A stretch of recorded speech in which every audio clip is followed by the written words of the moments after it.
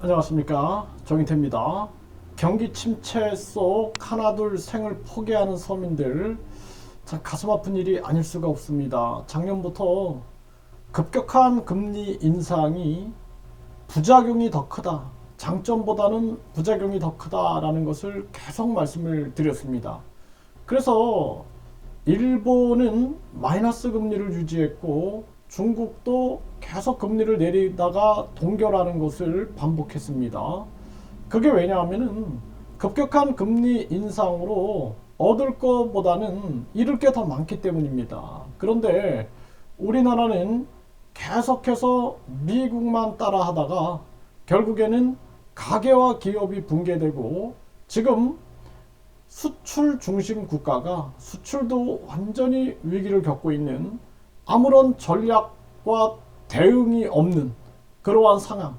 그러니까 정치라는 것이 현실을 냉정하게 진단해 가지고 빠르게 대안을 제시해야 되는데, 아무런 대안과 전략도 없이 결국에는 서민들이 한 명 한 명 생을 포기하는 안타까운 일들이 터지고 있는 것입니다. 공공요금이 물가 상승을 주도하고 있다. 서민 경제가 큰 부담으로 다가오고 있는 그러한 상황이죠.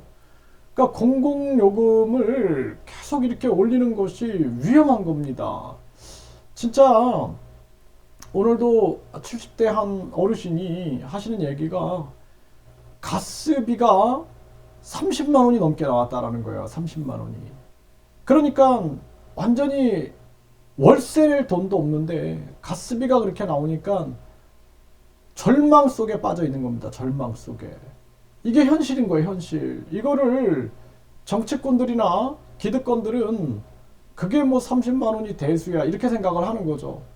거기에다가 막 어떤 분들은 상가를 마련했는데 재산세를 매기고, 또 그것을 건강보험료하고 연동시키고, 그리고 뭐 상가는 공실이 돼 있는데도 불구하고, 그런데 건강보험료는 폭탄을 맞고 또 세금 폭탄을 맞고 그러고 있는 겁니다.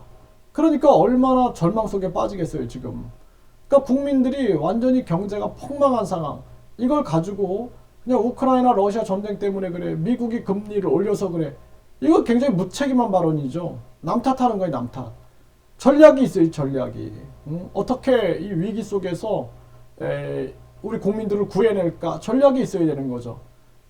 예를 들어서 임진왜란 때 일본이 쳐들어왔어, 그래서 나라 망했어, 이게 이런 답변하고 똑같은 거예요. 그게 아니라 이순신 장군처럼 사명감과 전략이 있어야 되는데 그냥 무대책, 무대응하고 있는 상황이다라는 것입니다. 심각한 문제가 아닐 수가 없어요. 아이 키우려고 이 엄마가 진짜 이 성을 매매하러 나가는 그러한 사태가 벌어진 거예요. 이게 사회적 책임이 크다라는 거죠. 이게 얼마나 심각한 문제입니까? 이 엄마의 심정을 압니까?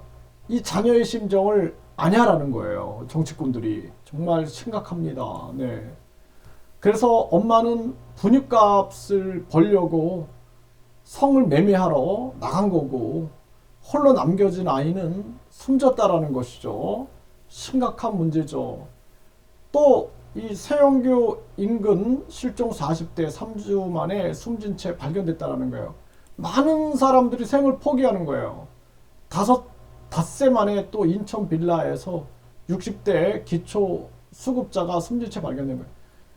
기초생활 수급을 받고 있는데 계속 이 지금 가스료 올라가죠, 전기료 올라가죠, 물가는 뛰고 있죠. 또 돈은 없는데 약도 사 먹을 돈이 없는 거예요. 약 사 먹을 돈, 병원 갈 돈도 없는 겁니다 지금. 예? 심각한 문제예요. 이런 고통을 모르는 거예요. 그래서 우리 국민들이 정신을 차려야 됩니다. 계속 여야만 밀고 그냥 계속 부자들, 엘리트들이다, 그들이 정치해야 된다라고 생각하다가 다 죽어나가는 거예요. 서민들을 대변하는 그러한 사람들이 없으면은 이 나라가 정말 서민들을 외면하는 국가가 될 수밖에 없는 것입니다. 또 인천 남천동서 빈터에서 불이 나고 40대가 숨진 채 발견된 거예요. 많은 사람들이 절망 속에서 삶을 포기하고 있는 그러한 아픔의 상황들이 계속 벌어지는 겁니다. 또 용산역 철로에서 40대 남성이 또 숨진 채 발견이 되는 거예요. 40대, 이 진짜 한창 살아야 할 40대들, 막 30대 이런 사람들이 화재 현장에서 남성 한 명이 또 숨진 채 발견이 된 거죠. 네, 그래서 이런 상황들, 계속 이런 일이 터지고 있는 거예요. 이게 남일이 아닙니다. 남일이. 네, 이게 아주 심각한 그러한 정황이고, 정부 도움 받으면 회생할 수 있습니다. 40대 가장이 극단 선택을 했는데 이걸 막은 소방 공무원. 네, 그래서 40대 가장 투신을 막은 거죠. 이렇게 참 이 40대 가장들이 지금 버텨나가기가 힘든 거예요. 네, 앞으로 더 심화될 겁니다. 또 이 마포구 오피스텔에서 극단 선택 시도한 80대 여성 온몸에 심한 화상이 있었다라는 것입니다. 네, 이 다리 난간에서 극단 선택 남성 껴안아서 구한 시민 꼭 사시라 부탁을 했다라는 것입니다.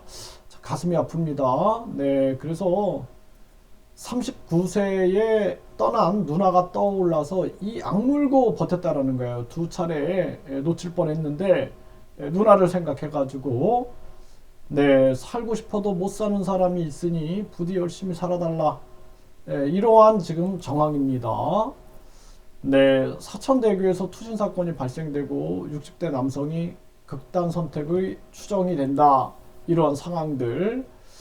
네, 이게 또 뭐 베트남 하노이에서 한인 남성이 투신 소동. 그러니까 해외에 나가서까지도 한국인들이 지금 이러고 있는 겁니다. 네, 대전서 40대 여성 또 투신. 이런 일들이 계속 터지는 거예요. 40대. 네. 번개탄 금지로 자살 예방하겠다. 정부는 이러고 있어요.